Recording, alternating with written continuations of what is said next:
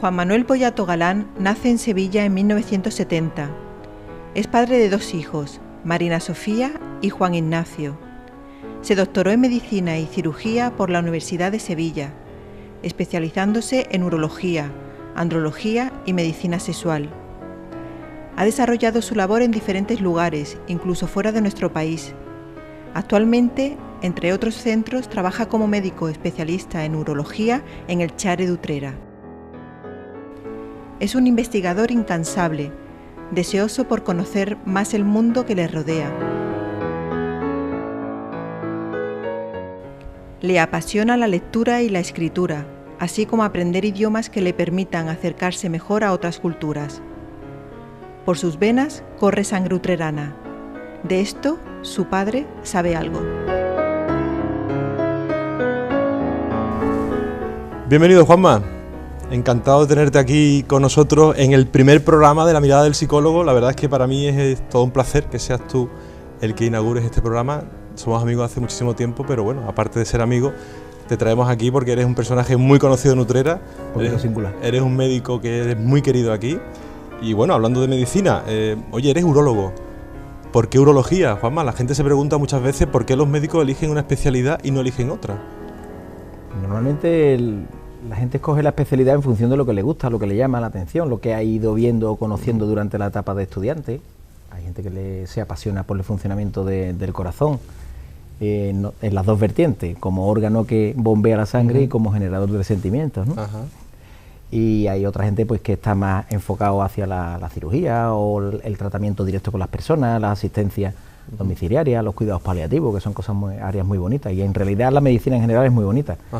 Pero básicamente yo escogí la urología, como más de uno me ha preguntado, no por el apellido, sino porque es una especialidad que ofrece muchos campos de actuación. Tiene la cirugía abierta, la cirugía laparoscópica, la cirugía robótica, la cirugía endoscópica, un montón de cirugías, y luego trata con campos de la persona que son muy importantes, como por ejemplo la esfera sexual y reproductiva, la autoestima. A través de los problemas urinarios pues generan mucha infelicidad y mucha discapacidad. Entonces, si podemos ayudar a las personas a hacerlas un poquito más felices a través de una buena salud, pues por eso. ¿Y tuviste dudas, Juanma, al principio? ¿Tuviste dudas de elegir urología u otra especialidad? Porque creo que hay como 40, 50 o más especialidades médicas. ¿Empezaste con dudas o dijiste voy a hacer esto directamente? Y hombre, yo la ventaja que tenía es que yo saqué muy buena nota en el examen MIR, que es la oposición de acceso para la residencia, el programa de residencia y formación técnica médica en España. Tenía muy buen número y la urología entonces no era una especialidad que levantara muchas pasiones, con lo cual prácticamente no tuve dudas. Después, como opción muy secundaria, valoraba la cirugía plástica y como última opción pues la traumatología, que son áreas que me gustan, ¿no? De hecho, en mi cirugía procuro ser muy plástico, hacerle siempre reconstrucciones estéticas a mis pacientes. Dejar las menos marcas posible, ¿no? Correcto. Claro. Bueno, las marcas que yo dejo están en sitios que están muy ocultos, con lo cual eso se les ve mucho. Muy bien. Tenemos esta noche, como hemos dicho, a Juan Manuel Poyato, es médico, urólogo, él está en el Chare de Utrera y vamos a seguir conversando con él a ver qué nos cuenta. Seguramente contará muchas cosas interesantes, Juanma. Pero un médico es una persona, un médico tiene también una infancia y en esa infancia aparecen imágenes que Juanma nos ha enviado y ahora podemos ver una fotografía de un Juanma, la tenemos ahí, un Juanma irreconocible, muy pequeño, sin bata.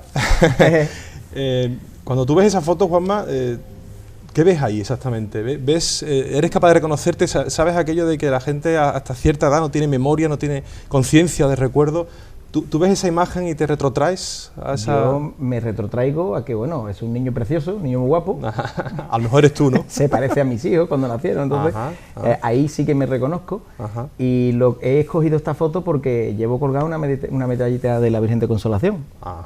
Qué interesante. Aquí en Utrera es insalvable, mi padre es de Utrera, mi abuela de Utrera, gran parte de mi familia es utrerana, entonces yo aquí me siento como en casa y he escogido esta foto porque tengo a mi Virgen de Consolación. Sí.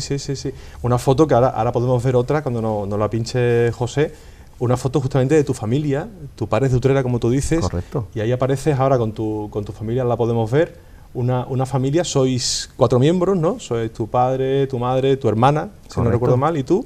Ya cuando aparecen esas imágenes, cuando aparece esa imagen tuya, ahora veremos en la pantalla, Esa imagen, ahí ya de pequeñito, no sé qué edad podrías tener ahí, Juanma, aproximadamente. Ahí tengo, a punto de cumplir 5 años, esa ciudad es Múnich, en Alemania.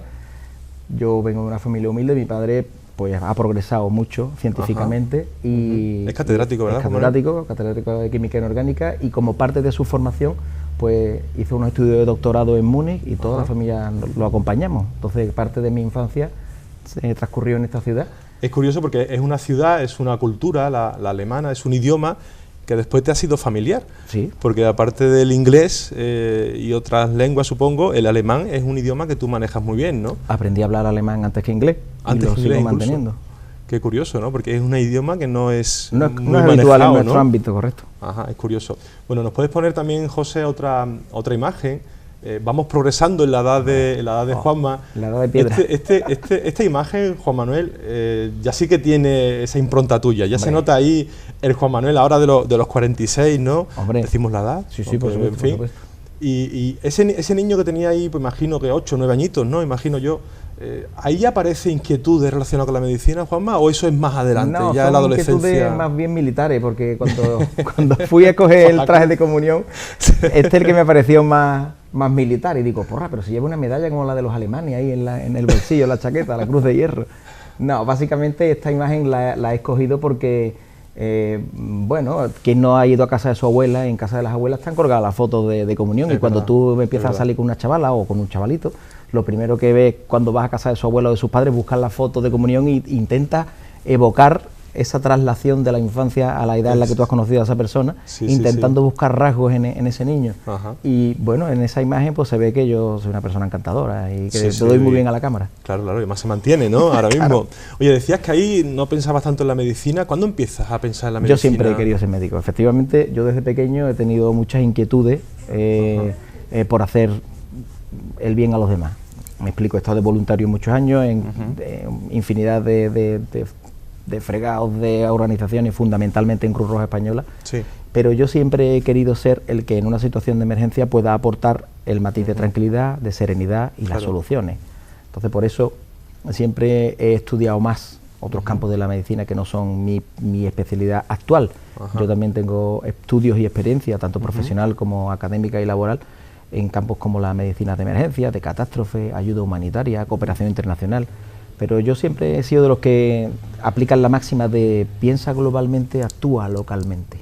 Qué buena, ¿no? Primero quiero cambiar mi casa, luego cambio mi vecindario, luego cambio mi barrio, antes de irme a Burundi a darle de comer a las criaturas de allí, ¿no? Casi que cambiar tu casa primero es cambiarse a uno mismo, ¿no? Empezar desde tu propio interior.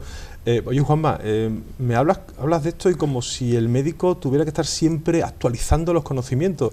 Es una profesión que posiblemente no te puedes quedar atrasado en ningún momento, ¿no? Efectivamente, pero eso ocurre en todas las profesiones, Manolo. Eso, por ejemplo, si tú eres un buen escayolista, tú tienes que estar al corriente de las técnicas, novedades, la perlita, esta perlita nueva que han traído de Francia, hay que estar pendiente, hay que hacer cursos de actualización, fijarte cómo trabajan otros profesionales, reunirte incluso en foros con los otros escayolistas. Pues la medicina es lo mismo, pero con el matiz de que nosotros trabajamos con personas, por personas y para personas.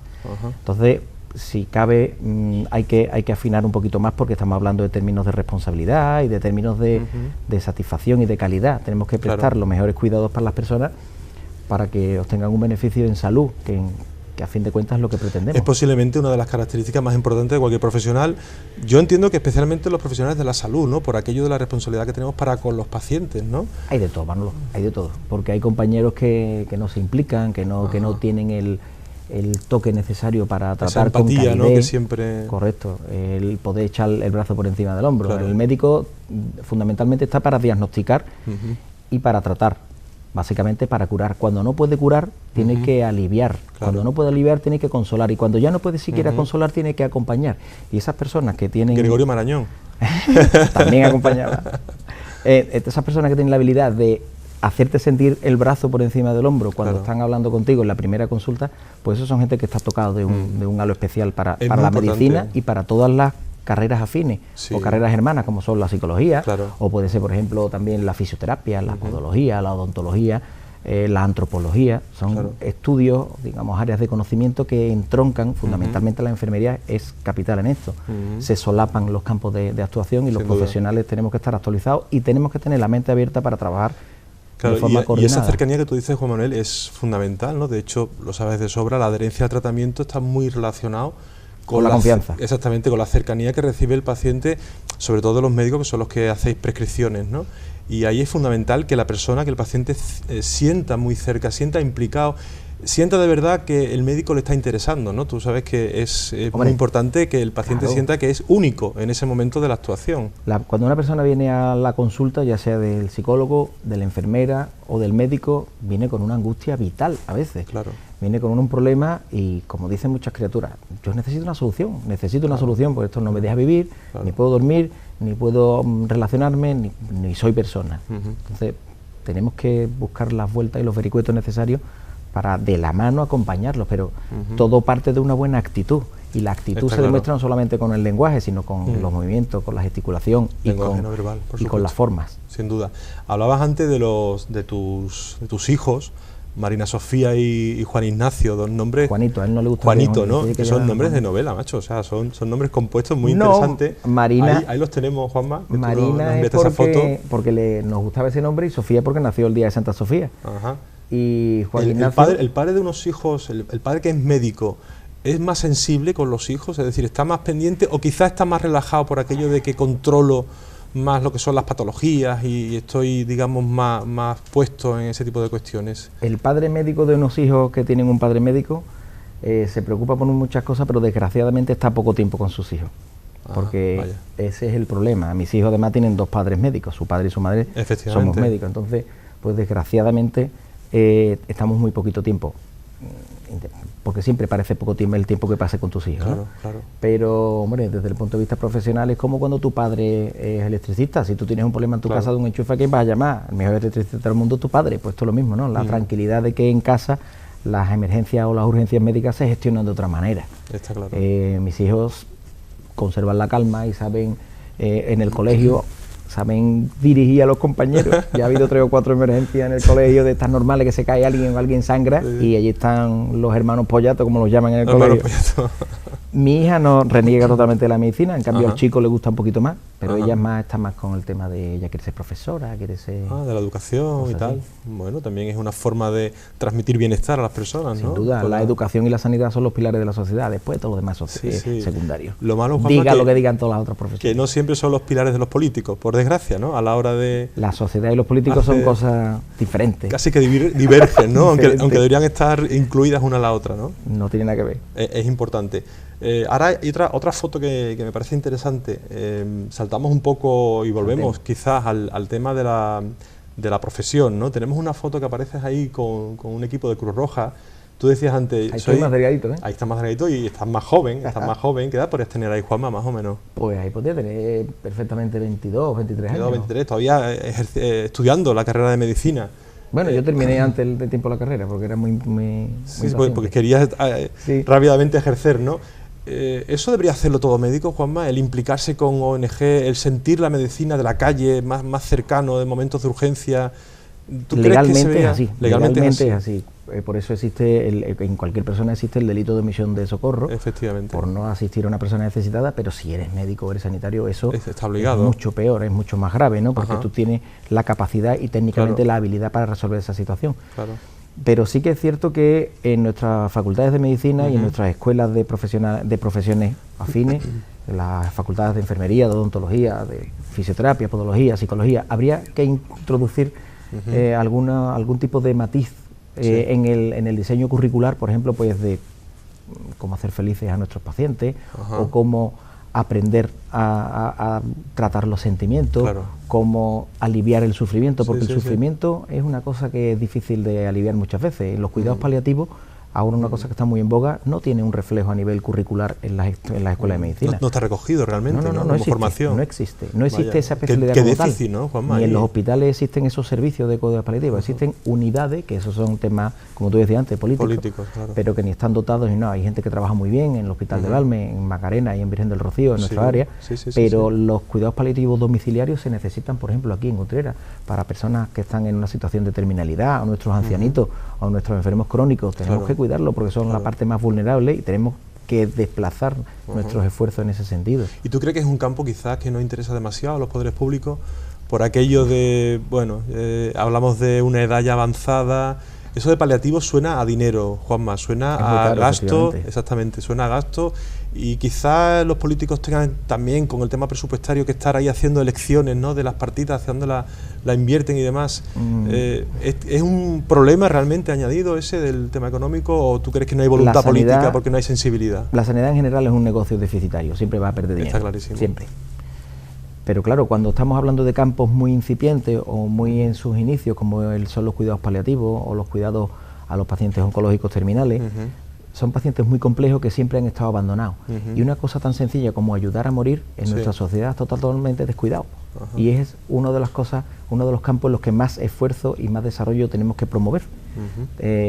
No hay mayor humanidad que ayudar en el tránsito de la entrada y la salida de la vida. Claro.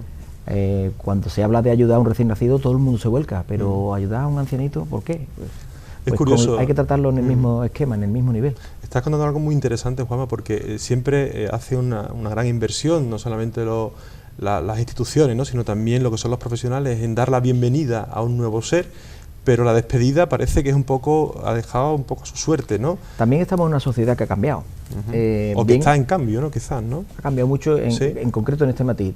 Antiguamente, cuando los duelos se hacían en casa, el duelo es un desarrollo de la sociedad para asimilar el tránsito o la pérdida de esa persona y el inicio de una nueva vida, claro, una nueva andadura. Por eso es un proceso, claro. Ahora ya el duelo está mal visto. Claro. Antes se moría tu padre y tú llorabas porque era tu padre. Ahora no, ahora todo el mundo se pone gafas de sol, se esconden y procuran que no se les vea, tal igual. Si tú no lloras por tu padre, ¿por qué vas a llorar? Incluso, Juanma, te cuento algo, incluso van al psicólogo al mes de la pérdida, rechazando ese proceso de duelo. Es como, ayúdame porque pues estoy... Eso no cicatriza las heridas. Evidentemente. De hecho, yo casi nunca veo a nadie que lleva con un proceso de duelo inicial de un mes, 2 meses, porque me parece que está justamente en eso, ¿no?, en esa evolución propia de la aceptación de esa pérdida. Y es verdad, ¿no?, hay gente que... Vamos con la prisa, Juanma, entonces hay gente que quiere pasar incluso rápidamente página hasta con el tema del duelo. Es como he perdido a un ser querido y ya rápidamente quiero seguir con mi vida. Rápido. Claro, pero es que en tu vida estaba ese ser querido y tienes que hacer una elaboración, que se dice, ¿no?, una elaboración de ese suceso, ¿no? Y vamos con mucha prisa, ¿verdad, Juanma? Vamos... No tenemos prisa. No. Nosotros no, vamos tranquilos. Pero la gente te pasa en la consulta quizás, ¿no? Tienes a veces quejas de eso, de la hora de... Hay que organizar de alguna manera unos recursos limitados, recursos tanto humanos como materiales, y una demanda desaforada. Pero como siempre trabajamos con personas, siempre se tratan de hacer esfuerzos. No es lo mismo una persona que viene para un problema puntual, alguien que viene para incluirse en una lista de espera quirúrgica, que una persona que tiene un problema que requiere un estudio, que requiere una profundización, que requiere una implicación de varios profesionales, interconsultas a otros. Entonces las horas que se dan, por ejemplo, las listas de espera que tenemos, se dan en las consultas unas horas aproximativas. Claro. Esto no es como la ITV, que a todo el mundo le hace lo mismo, saludo a mis amigos de la ITV, sino que no es lo mismo coger a un señor que tiene 89 años, que viene, que me lo trae muchas veces en camilla a la ambulancia, hay que movilizarlo con mucho cuidado, porque la fractura de los huesos son muy frecuentes, más de lo que nos podemos imaginar. ¿Y tú cómo manejas eso, Juanma? Porque hay gente que en la consulta hay compañeros míos a los que les incomoda el típico paciente complejo. Cuando llega y te dice, oye, que llevo media hora esperando, que la cita era a las 10 y me has cogido a las 10:30. ¿Tú cómo respondes a eso? Pues ¿Te deja afectado eso? No, hombre, me afecta en el sentido en el que yo le doy la razón. Porque es que es verdad, si yo tengo una serie de compromisos profesionales objetivo, o personales, o tengo que recoger a mis nietos del colegio y me han dado cita a las 12:15 y es la 1:30 y yo no he entrado todavía aquí, ¿qué porra está pasando? Que el niño sale a las 2 del colegio. Es verdad, pero muchas veces, y la gente esto prácticamente todos lo asumen, cuando tú estás sentado en la sala de espera ves a los que están allí y hay algunos que están muy malitos. Y cuando tú le explicas, sin subirte a la parra, porque cuando alguien viene un poquito acelerado, lo que hay que hacer es generarse en lugar de enfrentarse, porque si no es una escalada y yo más, ¿no? Lo que hay que hacer es explicarlo con claridad y desde un punto de vista llano y dialogante, deliberativo, y cuando tú le explicas que aquí cada uno requiere su tiempo, la gente lo entiende perfectamente y dice, bueno, pues la próxima vez intentaré que me den la cita antes o después, o hablaré con mi hija para que recoja a los niños. ¿A ti te afecta, Juanma, después lo que es la propia sesión, quiero decir, después la propia consulta, cuando ese paciente que se ha quejado, incluso a veces de una manera un poco respetuosa, ¿no? Es decir, incluso faltando el respeto al profesional, a la enfermera, que es la que siempre se lleva las tortas al recibir al paciente. ¿A ti te afecta cuando recibes dentro del despacho ya a esa persona? ¿Hay un momento en el que tú tienes que volver a recuperar tu rol de médico y dejar de persona al lado? Yo yo me implico afectivamente siempre en todo lo que hago, y en mi carrera pues también, en mi ejercicio diario también, y yo trato a todo el mundo, creo que con educación, a un nivel comprensible. No puedes hablar con una persona que no, pues desgraciadamente no ha tenido las posibilidades de desarrollo intelectual, no le puede hablar igual que mucha gente importante que hay en la sociedad utrerana, que tienen la cabecita muy bien amueblada. Entonces tú no, guardando las distancias, pero siempre desde el respeto y desde la equidad, y proporcionándose siempre los recursos que necesite cada uno, hay que ponerse a su altura, y siempre me afecta. Sí. Me afecta en el sentido de que yo estoy para ayudar, no para dar más problemas. Pero también hay que entender que la gente tiene reivindicaciones justas, claro, y legítimas totalmente. Entonces hay que intentar llegar a un acuerdo y sacar adelante entre todos eso es muy interesante. El vericueto. Como podéis estar viendo, Juan Manuel no es un médico que le guste la medicina, le encanta la medicina, pero decíamos que la mirada del psicólogo va a tener también una parte más intimista, una parte más relacionada con la persona, más relacionada con lo que es la vida privada, respetando, por supuesto, la parte que tú no nos quieras contar. Entonces, ahora José nos va a poner unas fotos un poco más ociosas. De hecho, aquí va a aparecer una con un parapente, que a mí me sorprendió cuando la recibí. ¿Eso es una foto de pose, Juanma, o realmente no, después...? Ese es mi paramotor. ¿Es tu paramotor? Ajá, ¿y lo sueles usar o es una cosa que...? Sí, bueno, hace ya unos meses que no vuelo, pero yo es que me dedico a hacer todas las cosas esas que le dan miedo a la gente, las hago yo. Sí, entonces, quiero que me suba la adrenalina como sea, ¿no? No, pero a mí siempre me ha gustado volar. Yo he volado en ultraligero, he volado he volado también a la Delta, y esto es lo más baratito que hay para volar. Esto se guarda, se mete en el maletero del coche y lo puedes llevar a cualquier lado. ¿También tienes que pedir pistas en el aeropuerto? Oye, no, hombre, no te metes en la zona de exclusión de vuelo, no te metes porque te puede llevar a un susto. Pero... ¿Y se ve la vida de otra manera desde ahí arriba, Juanma? Hay que hacer cosas, porque si eso proporciona amplitud de vista y de mira, pues luego sirve para recircular mucha de la energía negativa que se haya podido ir acumulando. Y eso es una válvula de escape, y además estás en contacto con la naturaleza, con gente que va de una manera, una actitud muy sana y muy abierta, y se pasan unos ratos muy agradables. Yo también hago buceo, Haces de todo, la verdad. Escalada, la verdad cosas así. Tenemos ahí un montón de fotos tuyas, haces de todo. Aquí apareces ahora con unos alumnos que me imagino que son... ¿Quiénes son? ¿De la facultad? Son estudiantes de quinto, bueno, de este año ya son de sexto de medicina. De sexto de medicina, ya mismo terminan. Eso es una asignatura que estuve yo impartiendo el año pasado en quinto curso, que era sobre salud sexual. Hábitos de vida por eso saludable. Están todos tan contentos, claro, ¿no? Claro, luego, porque eso fue después de las prácticas. Y lo de la mano, no voy a preguntar, los voluntarios, eso. Todos salen. No sé si los voluntarios tienen algo que ver o no, pero bueno, la verdad es que también te gusta mucho la docencia. Nos decía que tu hija se quiere dedicar al mundo de la enseñanza, pero tú también eres una persona, eres un profesional que te gusta... el más torpe de la familia. Mi padre catedrático, mi hermana también investigadora del CSIC. Tú te has quedado en doctor. El tontito. Bueno, eso se puede mejorar. Hablando de la naturaleza, nos pone José otra fotografía en la que aparece con unas setas y con un libro que no sé si es un amigo tuyo o... No. Es que ese fue... A mí me gusta mucho ir a la sierra y andar y pateármelo, como he hecho escalada y orientación muchos años. Qué bien. Eso es en la sierra de Huelva, en Almonaster la Real, en casa de unos amigos, y bueno, me dijeron, este es un libro de setas que hay por aquí, tal cual, pero vosotros como no, de la gente de la capital, no tenéis experiencia, y fui a encontrar la misma que estaba en la portada. Digo, porra, pero coño, pero si esa foto es esa seta riquísima, es una tana, la llaman allí en la zona, es una tana, y eso sí que está muy rica, y fui a encontrar la misma de la foto. Esto por lo que estás contando, y el tema del paramotor y tal, es muy importante para compensar todo lo que es la presión, porque aunque nos guste nuestra profesión, Juanma, pero esta profesión relacionada con las personas, tú sabes que hay un síndrome del burnout, ¿no? Que hay veces que hay profesionales de la salud que llegan a desarrollarlo. Esto sirve para compensar de alguna manera, ¿verdad? Para aliviar, para destensar todas esas presiones acumuladas. Es una forma de cuidar al cuidador.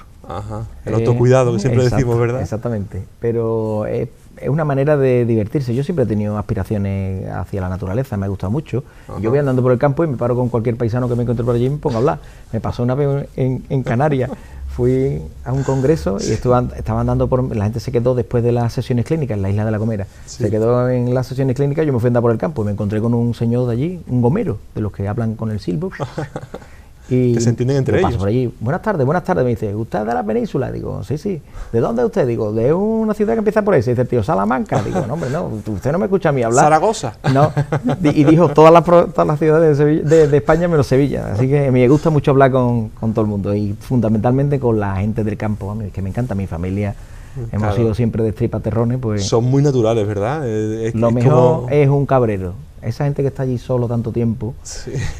o un pastor, pensando, dándole vuelta Sí. al coco, dicen cosas que te dejan sentado. Sí, sí. sentado. Oye, en las preguntas que nos has respondido para ayudarnos un poco a hacer esta entrevista, hablabas de Sevilla como una ciudad favorita y tenemos una imagen aquí que aparece la Semana Santa. Hombre. La verdad es que no localizo, Juanma, me parece que es San Bernardo quizás. No. ¿Cuál es? A ver, No, por cuéntanos. Dios, por Dios. ¿Qué es imagen San es Bernardo esta? lleva la túnica negra y ¿Cuál esa es esta? túnica es un burdeos, un rojo, Sí. sangre, que Sí. corresponde a la hermandad del Cerro del Águila.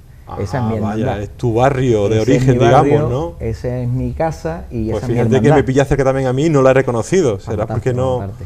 Ajá. Además se ve en el escudo que lleva en la capa el Sí. nazareno a la derecha, se ve Sí, el sí. águila arriba. Sí.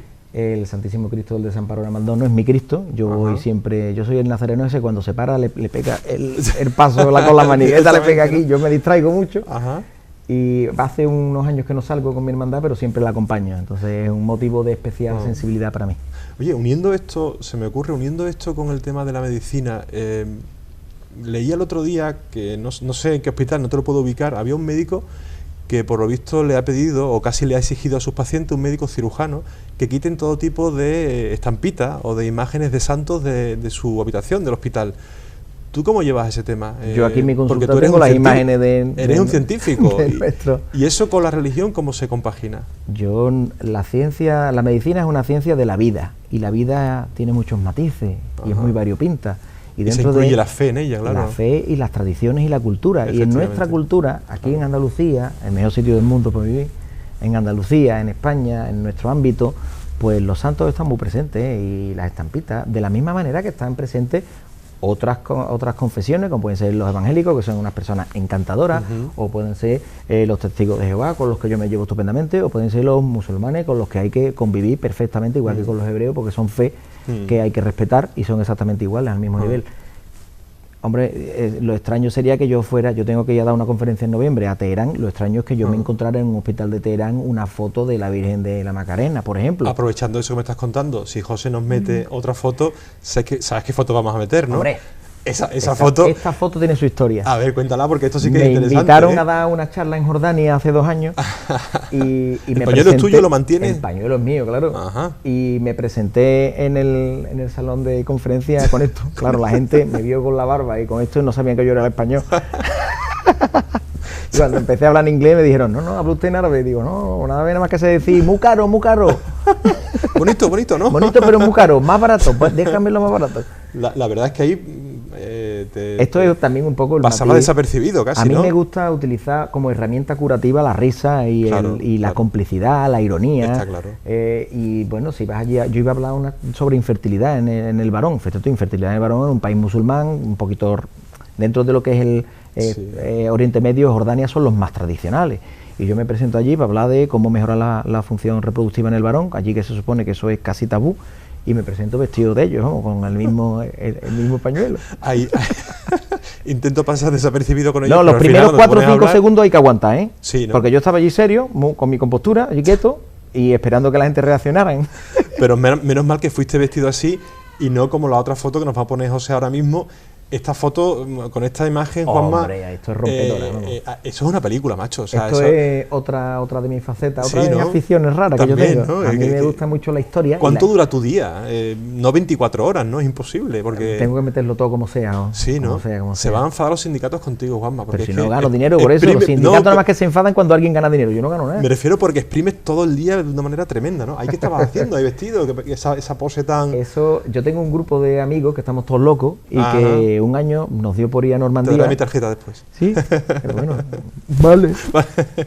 Entonces, como nos gusta mucho la historia de la Segunda Guerra Mundial, pues, y todos hemos visto todas las películas, hemos leído todos los libros, todas las cosas, nos Sí. presentamos un día allí en Normandía y vimos que aquello era las playas de que salían en las películas, los cañones que salían en las películas, los aviones de las películas, y dijimos, porra, y de buena primera empezamos a ver gente vestidos con trajes de la época y nos dijeron, no, esto se llama recreación histórica. Nosotros nos vestimos con los uniformes de las unidades que participaron aquí y nos paseamos, pero vamos, lo que hacemos es ir allí, tomar un refresquito allí, comer aquí, que nos invitan, y dijimos, ¿cómo? Eso lo hacemos nosotros. Y nos hemos buscado varios uniformes y de vez en cuando, no solamente en Normandía, que vamos casi todos los años, sino también aquí en España, pues participamos en eventos de recreación, que esto forma parte de la cultura y en la educación para que los pequeños vean lo malo que tiene la guerra Ajá. y cómo en realidad ocurrieron algunos acontecimientos que pudieron ser evitados mediante otro tipo de conducta. Que hablando de guerra, y enlazamos aquí las palabras, Juanma, y otra de tus, en fin, curiosidades o tus aficiones es escribir. Bueno. Y nos pones aquí ahora, José, una foto, un libro que presentaste, no recuerdo, Juanma, fue en mayo quizá, mayo, junio de bueno, este año. el libro Aquí en Utrera, quiero decir. Sí, ahora va a ser un año que se libro editó. Bajo el fuego y sobre el hielo es un libro apasionante. Y agotada la primera edición. Felicidades. Sí, sí. Has tardado años en escribir ese libro, Juanma. 12 años. 12 años, caramba, y te lleva una labor de investigación tremenda porque incluso te desplazaste hasta Rusia, me parece a mí, ¿no? Explícanos un poco, porque es un libro que ya aconsejo desde ya que lo compren y que lo lean, porque es un libro apasionante, es un libro que nos explica muchísimas cosas. Pero ¿cómo fue esa búsqueda? Juanma, Pues, cuéntanos un poquito brevemente. Ese libro, esa foto es en la Feria del Libro de Madrid, a la que me invitaron, y la verdad que fue un éxito. Me quedé sorprendido y me gustó mucho estar por una vez dentro del stand, no por fuera, comprando, gastando dinero. Ahí no ahorré mucho dinero porque no pude comprar mucho. Yo empecé un día, a raíz de conocer varias personas que habían estado en la División Azul, Ajá. empecé a investigar qué es lo que pudieron haber hecho los médicos allí, ¿no? Siempre me gusta mucho la historia de la medicina, porque entiendo que ayuda a comprender el tránsito que hemos tenido y nos permite recuperar valores que en ese camino hayamos perdido o se hayan deteriorado. Entonces pues empecé a investigar poco a poco y al final, cuando me quise dar cuenta, tenía para escribir un artículo. Lo mandé a publicar, se publicó en la Revista Española de Historia Militar, y posteriormente he publicado en otros sitios, he participado en congresos de historia, me han llevado a 3 o 4 sitios de conferencia, en la Facultad de Geografía e Historia de aquí de Sevilla y de Alicante he dado varias clases. Qué bien, qué bien. Y al final pues se pusieron en contacto conmigo de la Fundación División Azul, que pertenece al Ministerio de Cultura, Ajá. y me pidieron que si era yo capaz de escribir una obra que resumiera todas esas cosas que yo iba diciendo por ahí, que levantaba tanto la expectación. Y poco a poco pues se pudo terminar este libro, y gracias a una editorial que creyó en mí, que es la editorial Actas de Historia, y a su director editorial, que es una persona muy arriesgada, porque sin conocerme de nada, es verdad. el hombre se embarcó en esta cruzada, pues ha sido totalmente un éxito. Y de hecho hace 2 semanas acabo de volver de Santander, de dar otra charla relativa al tema, y básicamente el libro es un libro de historia, no hay novela, pero hay pequeños fragmentos de historias personales, de anécdotas, de fragmentos de diarios de las personas que estuvieron allí, y cuentan en primera persona qué es lo que ocurrió. Y es un libro, Juanma, si me permite, es un libro que engancha, porque vas leyendo, es verdad, vas leyendo y necesitas como seguir leyendo para seguir con esa historia, porque la dejas muy bien enlazada. Entonces es un libro que te anima a seguir, ¿no?, con esa lectura, ¿no? Hay algunos fragmentos un poquito más técnicos, claro, pero sí, pero lo haces bien, ¿no?, porque es intento que sea para todos los públicos. Efectivamente. Bueno, la entrevista me está encantando, Juanma, la verdad es que estás a corazón abierto, que eso es lo que buscamos un poco en este programa, La Mirada del Psicólogo. Y también le pedimos a nuestros invitados que nos traigan, le hemos llamado el Triángulo de la Vida, que es para que ellos nos cuenten un poco como tres elementos, 3 factores, 3 componentes que consideran, ¿no?, en este caso tú, como esenciales para la vida. Y Juanma nos marcaba estos 3, ¿no? Y él decía la espiritualidad, lo social y lo experiencial, lo que uno vive. ¿Qué nos cuentas un poco de lo espiritual? Asociado con lo que decías antes del tema de... La espiritualidad no es únicamente lo religioso, es todo lo que afecta a los sentimientos, a las cosas elevadas del alma, y afecta a las cosas verdaderamente importantes. Cuando ocurren catástrofes en nuestra vida, a que nos aferramos, a lo que consideramos verdaderamente importante. Y dentro de la espiritualidad está la familia, y están los padres, están los hijos, están las relaciones, están las cosas que nos marcan. La espiritualidad es muy importante en cualquier persona, y yo soy muy espiritual. El tema de la religiosidad, yo no puedo decir que yo sea muy practicante, porque soy médico. Fuera practicante, claro, ya serían 2 profesiones. Claro. Se mete conmigo el colegio de enfermería. Claro. Pero sí que me gusta siempre dotar de todas las cosas que hago del calor, del cariz de los sentimientos y el espíritu, que parece que trasciende, que está por encima de nosotros. Yo no sé qué hay de cierto o no, no hay de estafa en algunas de las cosas que se dicen por ahí, pero a mí me gusta nutrirme de ese tipo, de ese caudal de amor y de afectividad que puedo conducir hacia los demás. Qué bueno, Juanma. Y lo que hablas después de lo social y lo experiencial, quizá es una interpretación libre que tú viene de lo mismo también. Pero posiblemente sea un enlace entre tu yo interior y ya la parte más externa, ¿no? La parte del entorno que te rodea. Lo social es porque somos personas sociales y el humano tiene que vivir en sociedad y tenemos que interactuar. Estamos programados así. Tenemos que interactuar, hombre. Vivir solo y aislado hay pocos casos. No sé si hace poco te has enterado que apareció un español en Italia, en un bosque, que llevaba al hombre 19 años viviendo allí solo, con un taparrabo. 19 años. Mi compañero de tenis en la facultad. ¿Lo reconociste?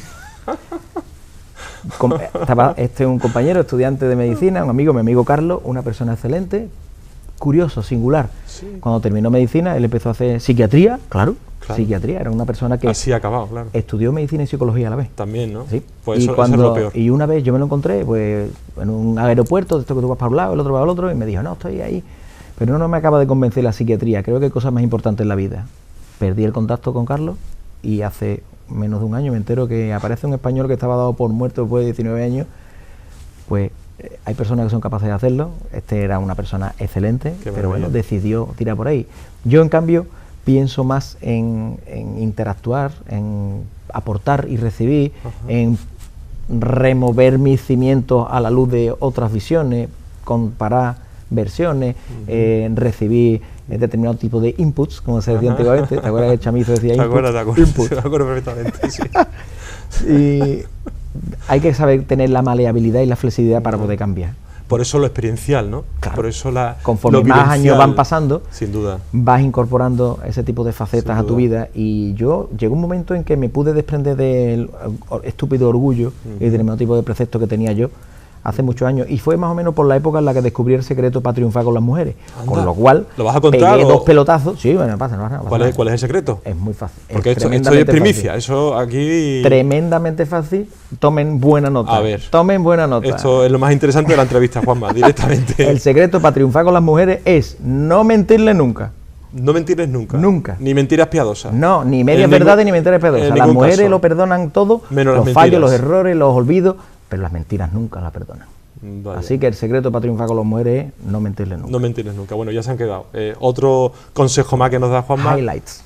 Oye, Juanma, tenemos que despedirnos. Quedan fotos por ver, ¿eh? Quedan fotos, me parece que casi que no. 23 fotos, me diste 10 y mandé 23. Las que hemos resumido, no, claro, si ponemos todas, imagínate, no acabamos aquí. Vale. Había una foto que me ha mandado, una foto mía en pelota, sí. Pero al final me controlé porque... esa no la has traído, ¿no? Tenía 9 meses, porque no. Ahí se puede enseñar. Mira, tenemos un obsequio para ti, que es, lo enseñé a cámara, un obsequio, es un cuadro que pinta Toñi de la Rosa, que es una pintora que tiene un taller, y queremos hacerte ¿Tiene un taller y además pinta? Un taller de pintura, evidentemente, que está en Alcalá de Guadaira, que dentro de poco tendrá una exposición de estas pinturas y otras que son muy subgéneres, muy curiosas. Si le das la vuelta, la puedes poner como quiera, pero fíjate que la firma de la pintora está por aquí. Perdón. Pero da lo mismo. Perdón. En definitiva, es un obsequio que queríamos hacerte por tu paso aquí, nuestro primer programa de Mirada del Psicólogo. Es que aquí hay la verdad firma, es que es un placer. Manuel. Aquí la firma de Toñi de la Rosa, hay 2 firmas, fíjate para que lo puedas, así, es verdad, o así, no me cuenta, como quieras, ¿no? Fíjate que nos deja margen para que tú puedas poner. La verdad es que es un dibujo interpretativo y esta señora lo ha hecho muy bien. Se asemeja mucho a los test de Rorschach que usamos los psicólogos. Es verdad. Sí, es verdad. Rorschach. Oye, Juanma, que muchísimas gracias. Muchísimas de nada, encantado de haber estado aquí y para mí ha sido un placer, un privilegio y un honor estar contigo aquí y con tu gente y con tu equipo en este primer programa al que les deseo un seguro y muy fiable éxito. La verdad es que todos lo han visto, ha sido un personaje, como anunciábamos, ¿no? Un personaje que realmente llena el Soro, el plató, con sus historias, con su vida, con sus experiencias, con sus ilusiones. Es un médico que sigue ilusionándose, que quiere seguir ilusionando a los demás a través de su docencia en la Facultad de Medicina, incluso de sus enseñanzas con los pacientes. En definitiva, es una persona que nos ha trasladado su pasión por la medicina y, sobre todo, lo más importante, que nos ha permitido entrar un poquito en su vida íntima. Os esperamos en el próximo programa, aquí La Mirada del Psicólogo. No olvidaros de una cosita: la vida es fascinante, solo hace falta mirarla con las gafas adecuadas. Nos vemos.